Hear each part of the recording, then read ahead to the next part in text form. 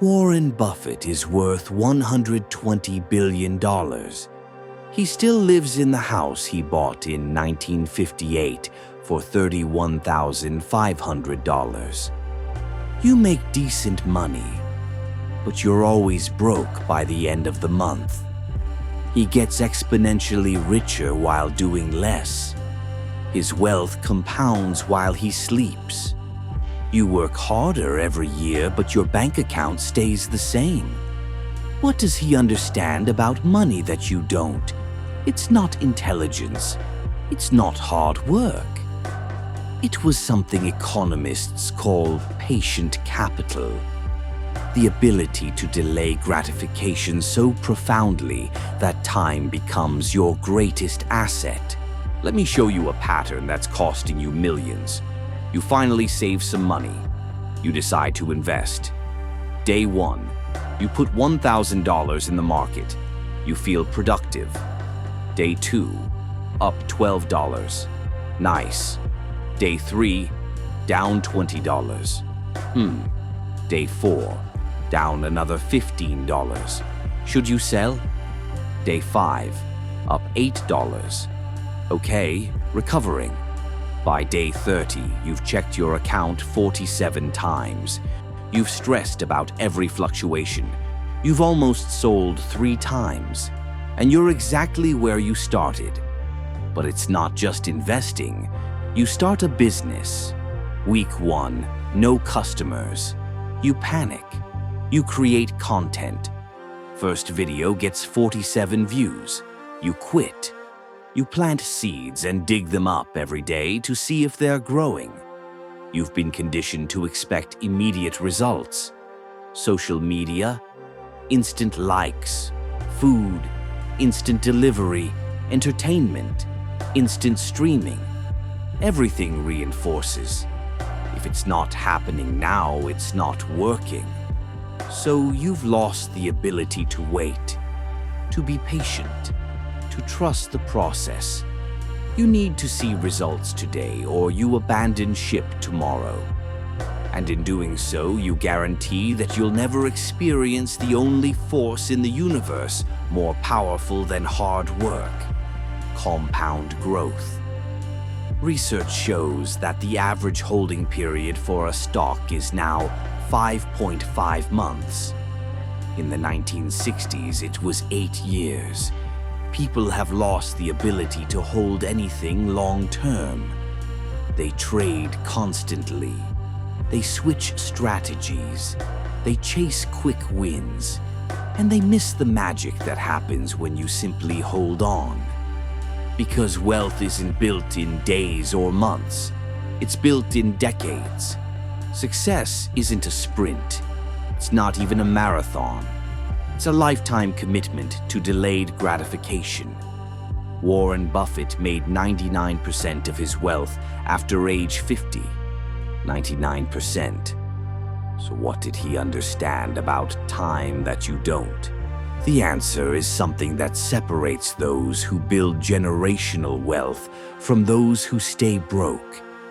It's called patient capital, and it's not just about investing. It's a psychological framework for approaching time itself. Most people treat time as the enemy. They're in a race against it.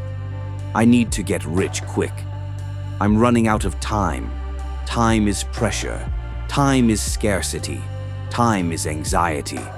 But patient capital flips this completely. Time becomes your ally, your multiplier, your greatest asset. The longer you hold, the more you gain. The longer you wait, the more powerful the result. Here's the mathematics. Linear growth adds 1, 2, 3, 4, 5. Exponential growth multiplies 1, 2, 4, 8, 16, 32. Early on, they look similar. After 10 steps, linear is at 10. Exponential is at 1024. After 20, linear is at 20. Exponential is at 1,048,576. Here's the neuroscience. Your brain has 2 systems. System 1 is fast, Emotional, reactive, wants immediate reward. System 2 is slow, rational, strategic, can delay gratification. For most people, System 1 dominates. They see a fluctuation and react emotionally. Market drops 5%, panic, sell. First month of business is slow, quit. Investment doesn't double in a year. Switch strategies. Their emotions override their strategy. But patient capital requires System 2 dominance. You must watch your investment drop 30% and do nothing. Work for a year with minimal results and keep going. Plant seeds and not dig them up for a decade. Most people have a time horizon of days or months. Patient capital operates on decades. When your time horizon is days, every fluctuation matters. When your time horizon is decades, daily fluctuations are noise. You need evidence that it's working, constantly. You check your progress, you measure your growth. Every time you check, you're interrupting the compound process. Imagine digging up a tree every week to see if roots are growing. Warren Buffett's secret isn't picking better stocks. It's holding them for 30 to 50 years while everyone else panic sells. His secret is patience so profound that time does the heavy lifting. He said, "The stock market is a device for transferring money from the impatient to the patient." Can you be patient while everyone panics? Can you hold on while everyone sells? Most people can't. That's why they stay broke. Warren Edward Buffett, born 1930, Omaha, Nebraska. Middle-class family, no inheritance. At age 11, he bought his first stock, 3 shares at $38 each. It immediately dropped to $27. He panicked, waited for it to recover to $40, then sold. It later rose to $200. This was his first lesson in patience, or rather what happens when you lack it. As a teenager, he delivered newspapers, saved every dollar, bought pinball machines for barbershops. By age 16, he had $53,000 in 1946 dollars, equivalent to over $700,000 today. He didn't spend it. He invested it. At age 20, he read The Intelligent Investor by Benjamin Graham. One principle stood out. The stock market is a voting machine in the short term, but a weighing machine in the long term. In his 20s and 30s, while everyone chased quick gains, Buffett analyzed companies for decades-long holds. He wasn't asking, "Will this go up tomorrow?" He was asking, "Will this be valuable in 30 years?" In 1962, at age 32, he started buying Berkshire Hathaway, a failing textile company. Everyone thought he was crazy, but Buffett saw assets he could redeploy. He bought and held, transformed the company, never sold. Today, one share costs over $600,000. If you bought one share in 1965 for $19, it's worth over $60 million today. But almost nobody held on. People sold when it doubled, when it tripled. Buffett held for 60 years. In 1988, he started buying Coca-Cola stock, $1.3 billion investment. The market crashed in 1987. People said he was insane.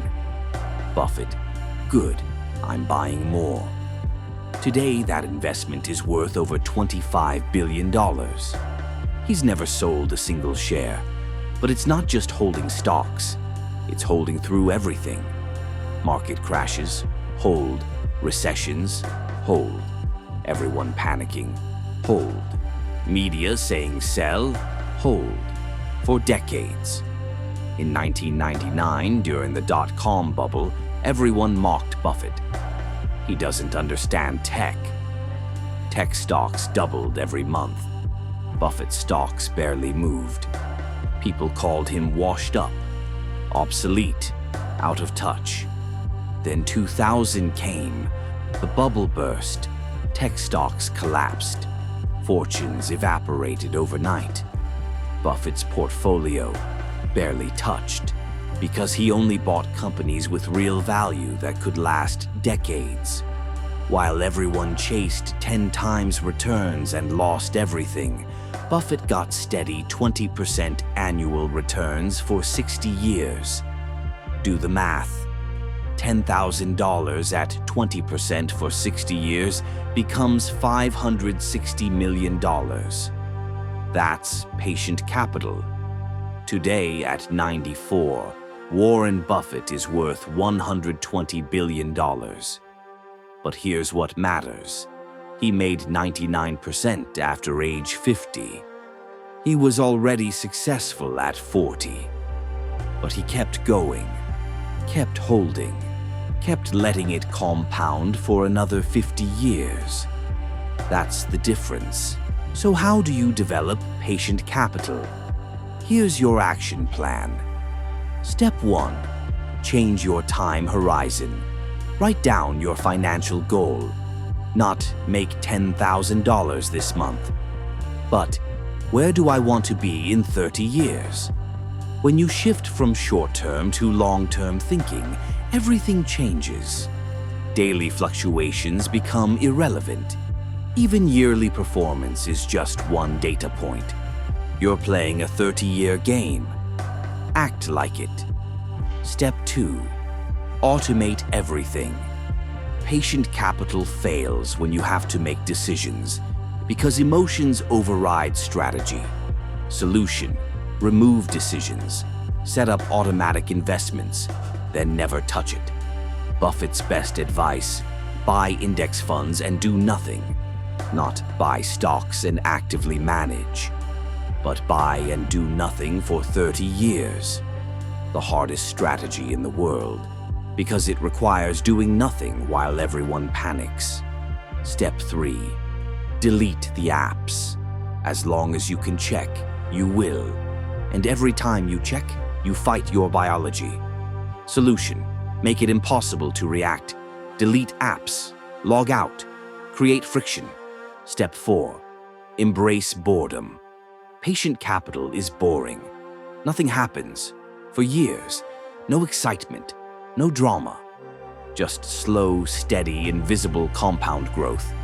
Most people can't handle boredom. Step 5. Calculate compound futures. Take any amount. Project it at 10% for 30 years. $1,000 becomes $17,449.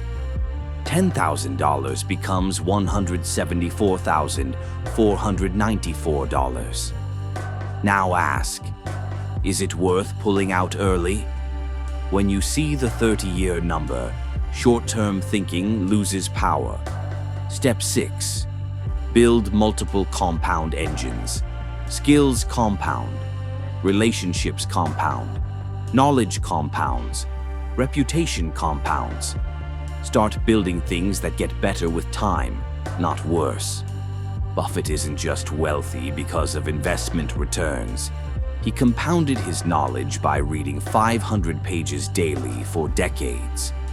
He compounded his reputation for 70 years. Everything compounds if you're patient enough. Step 7. Reframe patience as strength. Everyone optimizes for this quarter. You're optimizing for 30 years. That's your competitive advantage, because almost nobody has patience anymore. The best time to plant a tree was 20 years ago. The second best time is today. Stop checking if it's growing. Just water it and wait. If this changed how you think about wealth and time, subscribe to Why for more psychology-backed breakdowns. Next week, why Serena Williams dominates, and you give up at the first sign of resistance. The psychology of relentless pursuit. See you then.